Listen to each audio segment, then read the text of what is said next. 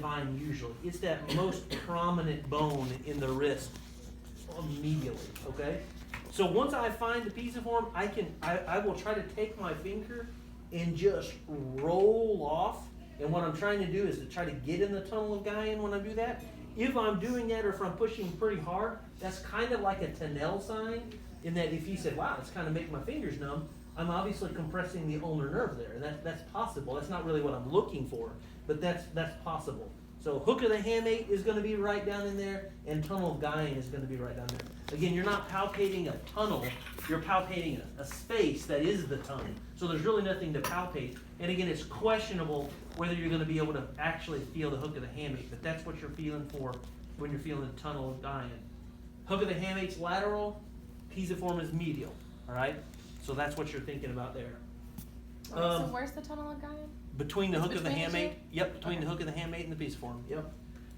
Last things we're going to palpate is we want to be able to palpate your IP joints or your your DIPs and your PIP joints and your MCP joints, all right?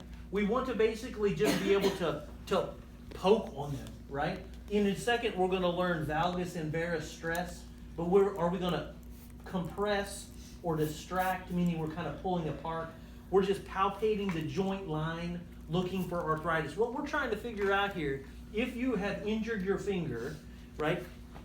If your injury or pain is in the joint, it's probably more of a joint issue. In that scenario, we'd be talking about the capsule, the ligament, the joint structure. If it is in between, then we're a little bit more suspicious of a fracture, right?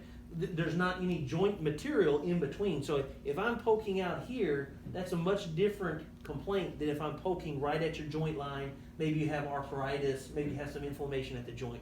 So kind of as always, if I say to palpate the DIP of the index finger, you're kind of not just identifying it, you're kind of trying to find the joint line, and you're trying to work it back and forth. Again, you're probably doing a little mobilization of compression, distraction, and then again a little varus and valgus type of stressing, which we'll learn later. Okay?